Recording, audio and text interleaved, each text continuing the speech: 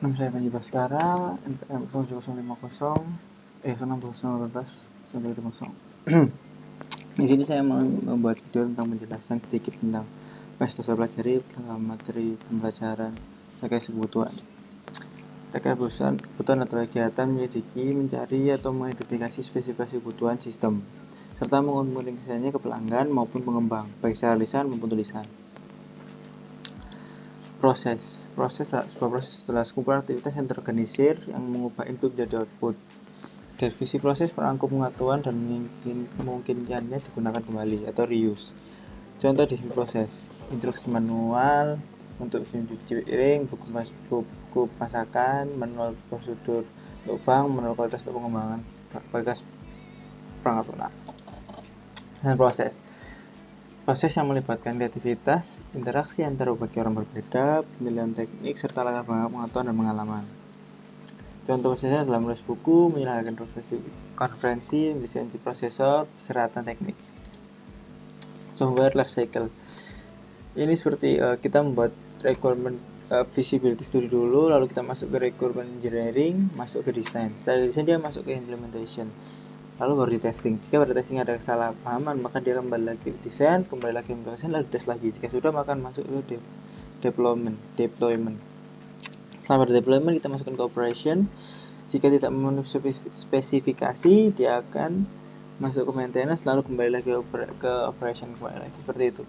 Kan diulang terus, life cycle seperti biasa. Lalu di sini ada reference untuk proses activity, yaitu requirement-nya itu elicitation atau kebutuhan ditemukan melalui konsultasi dengan pemangku kepentingan, analisis kebutuhan dan negosiasi. Kebutuhan dianalisis dan konflik diselesaikan melalui negosiasi. Dokumentasi kebutuhan, dokumen kebutuhan dibuat dan disusun. Validasi persyaratan, yaitu dokumen kebutuhan diperiksa konsistensi dan penerapannya. Waterfall model of software process. Requirement masuk ke desain, masuk ke implementation, masuk ke verification, lalu masuk ke maintenance. Lalu jika di maintenance ada problem atau masalah, dia kembali lagi ke requirement. Jika pada requirement sudah selesai, dia masuk lagi ke desain, implementation, seperti itu. Dia akan mengulang terus seperti model waterfall, dia turun ke bawah, ada masalah dia naik ke atas lagi. Requirement engineering adalah fase terdepan dari proses perangkat lunak, di mana software dari user dan customer dikumpulkan dan dipahami dan ditetapkan. Kebanyakan gagal pengembangan software disebabkan karena adanya ketidakkonsistenan, ketidakkelengkapan, maupun ketidakbenaran dari requirement spesifikasi yang dibutuhkan. Requirement engineering dibagi 3 proses, yaitu elicitation, specification, validasi, dan verification. Formula ini juga dengan the 3 dimension of requirement engineering. Nah, ini requirement engineering task. Di sini itu proses requirement ini dilakukan secara iterasi dengan mengakomodasikan adanya feedback dari customer. Jadi kita membuat sesuai kebutuhan, lalu kita mencari feedback dari customer atau user yang sedang menggunakannya. Terus dilakukan daripada requirement engineering meliputi adalah inception, elicitation, elaboration, negotiation, specification, dan validation. Inception, yaitu mendefinisikan lingkup atau scope dan sifat masalah yang akan dipecahkan. Elicitation, yang membantu para pemangku kepentingan menentukan apa yang dibutuhkan. Elaboration, di mana persyaratan dasar disempurnakan dan dimodifikasi. Negotiation, dengan stakeholder dalam mendefinisikan masalah apa yang menjadi prioritas, apa yang penting, kapan itu yang diperlukan.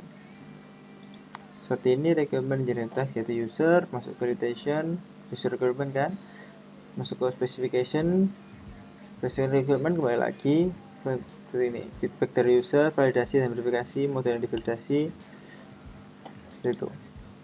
Nah, elicitation kebutuhan itu meliputi semua kegiatan yang terlibat dalam menemukan persyaratan suatu sistem, pengembangan sistem, dan rekayasa kerja dalam hubungan dekat dengan pelanggan dan end user. Mencari tahu lebih lanjut tentang masalah yang harus dipecahkan untuk menggambarkan fungsional sistem, menggambarkan performa sistem dan kendala perangkat keras dan sebagainya. Lalu bukan hanya proses sederhana memancing kebutuhan, tapi proses sangat kompleks. Pelanggan jarang memiliki gambaran jelas tentang kebutuhan mereka. Orang yang berbeda memiliki kebutuhan yang saling bertentangan. Jadi setiap orang memiliki kebutuhan yang berbeda sesuai dengan apa yang mereka butuhkan, seperti itu. Mengidentifikasi sumber kebutuhan yang relevan, biasanya pada pelanggan ya. lalu menentukan informasi apa yang dibutuhkan. Menganalisis informasi yang dikumpulkan, mencari implikasi, inkonsistensi, atau masalah yang tidak terselesaikan, mengonfirmasi pemahaman Anda tentang kebutuhan dengan sumber, mengsintesis pernyataan kebutuhan yang tepat. Tujuan dari atas kebutuhan adalah, ini menurut Levingwell dari tahun 2000, dia mengetahui masalah apa saja yang perlu dipecahkan dalam mengenali batasan sistem, mengenali siapa saja para penguntingan, mengenali tujuan dari sistem, yaitu sasaran-sasaran yang harus ada pada sistem. Pada analisis kebutuhan, kita harus benar pada analisis kebutuhan itu sendiri ya, yaitu perlu ilmu sosial seperti antropologi, sosiologi, ilmu budaya. Lalu model pada analisis kebutuhan itu ada macamnya, ada pengumuman kebutuhan, pengelompokan dan kategorisasi kebutuhan, dokumen kebutuhan. Itu adalah beberapa model yang perlu digunakan pada analisis kebutuhan. Lalu kita masuk ke requirement, yaitu adalah bisa dibilang adalah requirement, yaitu kondisi, kriteria, batasan-batasan, syarat atau kemampuan yang harus dimiliki oleh produk yang akan dibangun untuk memenuhi apa yang diinginkan atau disyaratkan pada pemakai. Functional requirement dan non-functional requirement, yaitu kita mulai dari functional requirement dulu. Mendeskripsikan layanan, fitur atau fungsi yang disediakan atau diberikan oleh sistem bagi penggunanya. Jadi kemudian kita membutuhkan kebutuhan fungsional awal yang merupakan fungsi atau layanan yang mengimplementasikan goal dari pengguna ketika hendak menggunakan sistem. Contoh pada sistem ATM, kita menggunakan mulai dari requirement dari pengguna, mulai dari mengecek saldo, menarik uang, mentransfer uang, dan melakukan pembayaran. Semua itu ada pada functional requirement. Lalu pada non-functional requirement itu merupakan kebutuhan non-fungsional dalam sejumlah kategori kualitas dari suatu perangkat lunak. Kategori tersebut secara umum bagi dua kelompok, yaitu faktor kualitas eksternal perangkat lunak, yaitu kategori kualitas yang bisa diobservasi menjadi kategori utama dari pelanggan. Lalu juga ada kategori kualitas yang bisa diobservasi atau menjadi ketarikan utama dari pengembang. Nah, pada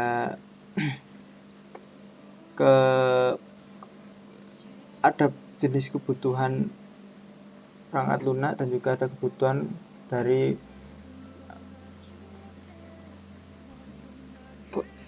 functional requirement dan non-functional requirement, seperti itu. Lalu pada suatu kasus ada sistem informasi akademik, yaitu berapa kali ada seperti sistem akademik, sistem informasi manufaktur, dan sistem informasi perhotelan. Revalidation, apa sih yang membuat project itu sukses? Yaitu pertama adalah meet stakeholder requirement. Jadi dia memenuhi standar dari stakeholder yang dibutuhkan oleh stakeholder. Lalu bagaimana kita mengencourage-nya? Yaitu dengan mempunyai traceability. Yaitu traceability di Indonesia adalah sebuah show forward and backward linked requirement with design, implementation, test, and maintenance. Yaitu hubungan antara requirement, design, implementation yang akan terus berulang-ulang, forward, backward, maju mundur seperti itu terus. Jadi traceability adalah dia mencari dari requirement, desain, implementasi, dan lain-lainnya. Kita masuk ke penyebab krisis perangkat lunak. Kegagalan yang dikaitkan dengan manajemen persyaratan buruk, definisi persyaratan salah, manajemen yang buruk sepanjang siklus pengumuman. Jadi banyak sekali hal-hal yang membuat krisis perangkat lunak, mulai dari definisi persyaratan yang salah, manajemen yang buruk, lalu pengembangan siklus pengembangan yang tidak sesuai, seperti itu. Lalu apa sih solusi untuk menghadapi krisis perangkat lunak seperti ini? Yaitu adalah manajemen kebutuhan yang harus efektif, terutama pada kebutuhan dari siklus hidup pengembangan itu sendiri. Bagaimana dia siklus SLDC lah ya, rekayasa kebutuhan atau software itu di siklus hidupnya itu supaya lebih aman gitu. Jadi tidak ada hal-hal yang salah. Jadi kita harus mulai tadi, yaitu mulai dari equipment, desain, sistem, maintenance, operasinya harus semua. Lalu faktor yang paling terkait dengan poin yang sukses, memastikan masalah yang benar terpecahkan, Jadi masalah-masalah yang terpenting adalah masalah-masalah yang harus benar-benar dipecahkan dari awal. Jadi hal-hal yang penting baru yang harus dipecahkan dari awal. Memastikan sistem yang tepat dibangun, di mana sistem harus selalu tepat dibangunnya di mana, seperti itu. Tujuannya adalah untuk mendapat kesepakatan tentang fitur dan tujuan sistem, mengembangkan dokumen visi untuk proyek. Lalu requirement management, seperti yang saya tadi bilang, yaitu hal-hal yang seperti RE ini mulai dari ini manajemen kebutuhan, yaitu pendekatan sistematis, lalu untuk memunculkan organisasian, mendokumentasikannya, dan mengelola pengubahan persyaratan proyek pula. Ini bukan konsep baru ya. Kita pecah, memunculkan. Lalu selanjutnya kita masuk ke keterampilan manajemen kebutuhan. 6 keterampilan manajemen kebutuhan adalah analisis masalah, memahami kebutuhan pengguna, tentukan sistemnya, mengelola ke sistem, perbaiki definisi sistem, dan kelola persyaratan yang berubah. Kita sudah satu-satu mulai dari analisis kebutuhan. Pada analisis kebutuhan, tujuan utama adalah dapatkan kesempatan tentang fitur dan tujuan sistem, mengembangkan dokumen visi proyek. Lalu memahami kebutuhan. Tujuan untuk memahami kebutuhan tersebut adalah mengumpulkan informasi dari pemangku kebutuhan proyek, gunakan teknik itilasi yang berbeda untuk mendapat permintaan. Jadi dia menggunakan beberapa teknik itilasi, yaitu dari ilmu sosial, mulai dari ilmu budayaan, ilmu antropologi, sosiologi, untuk menemukan permintaan yang berbeda-beda. Lalu tentukan sistemnya. Tujuannya adalah untuk pastikan semua anggota tim proyek memahami sistem. Lakukan analisis tingkat tinggi pada hasil yang dikumpulkan dalam alur kerja. Sebelumnya secara formal mendokumentasikan hasilnya. Jadi kita pastikan semua anggota tim proyek itu memahami sistem apa yang kita buat. Tentukan sistemnya mulai dari awal. Seperti apa dia akan berjalan, sistem SDLC seperti apa, nanti maintenance-nya seperti apa. Jadi paham. Lalu kita keluarkan kepada semua anggota tim proyek agar semuanya paham, tidak ada saling tidak paham, dan pasti akhirnya jadi memang tinggian kepahaman dari sistem tersebut. Lalu lakukan analisis tingkat tinggi pada hasil yang sudah dikumpulkan melalui alur kerja sebelumnya secara formal dan mendokumentasikan hasilnya. Jadi dianalisis dari hasil alur kerja sebelumnya, kita dokumentasikan, lalu kita hasilkan seperti apa sih sistem yang dibutuhkan, seperti itu. Lalu mengelola ruang lingkup sistem.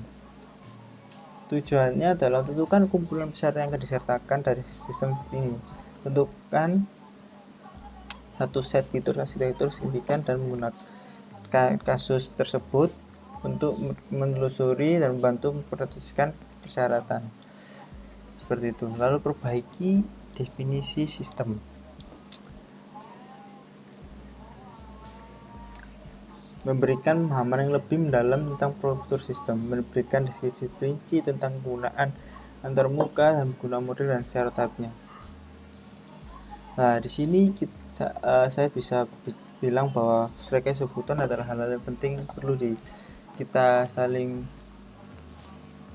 untuk membuatnya kita harus saling pahami satu sama lain tanpa ada problem sama sekali. Jadi saat kita membuat sistem tersebut harus sesuai dengan apa yang dibutuhkan. Seperti yang tadi requirement management ya. Analisis masalah tadi adalah bagaimana dia dapat kesempatan fitur dan sistem. Seperti itu. Jadi kita harus saling pahami satu dan lain hal mulai dari analisis kebutuhan. Seperti itu kurang lebihnya.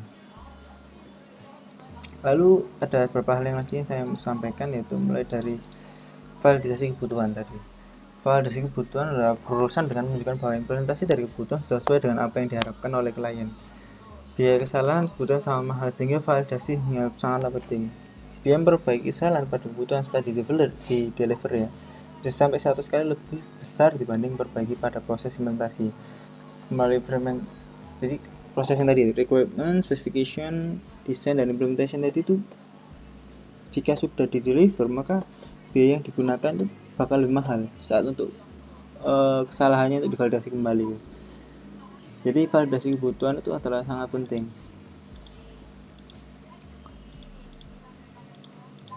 Lalu kenapa traceability itu important? Untuk ensure that requirement are met. Jadi kita harus pastikan requirementnya itu sudah terpenuhi.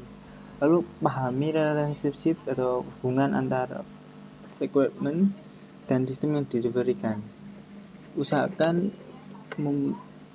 risk lower atau risk audit. Jadi kita membuat audit, lalu konsistensinya, lalu kita kontrol dari mulai perubahan dan developernya seperti apa. Sebenarnya ada beberapa problem dari traceability, mulai dari manual proses, kita harus manual, lalu view by developer sebagai priority yang paling rendah, kadang misunderstood, tidak ada single modeling method, lalu perlu documentation, karena kita kan harus satu-satu kita berbicara seperti sosial, keep and backward forward seperti itu. Jadi bagaimana supaya tracing itu bekerja, yaitu klien memberikan development requirement entah, lalu development membuat sistem hardware software requirementnya, lalu dari step elemen tadi kan kita berikan unique identifier, elemen sendiri, equipment, design attribute, test, and etc. atau lain-lain. Lalu kita jika link sudah satu-satu sudah connect manually dan manage dari tool case by case, maka case tadi akan di possibility information-nya setiap fase pada software life cycle-nya. Traceability table baru dibuat, matrix table, jadi seperti matrix sederhananya use case pada domain class, lalu customer itu hanya bisa membuka meread inventory item, jadi kita buat custom inventory order. customer bisa untuk create di order CRU create read update, lalu update order doang. Lalu data inventory item dia bisa read update, lalu pada order dia bisa create dan read update delete pada update ordernya, seperti itu. Matrix table itu seperti itu. Lalu traceability management, requirement ditambahkan, di delete dan dimodifikasi, impact pada analisisnya, trace yang berubah, configuration management, continuous berlanjut melalui maintenance, seperti itu. Lalu aturan yang digunakan adalah presentasi adalah file PPT, durasi video presentasi kurang lebih 15 menit, gaya konten alir, seperti itu kurang lebihnya.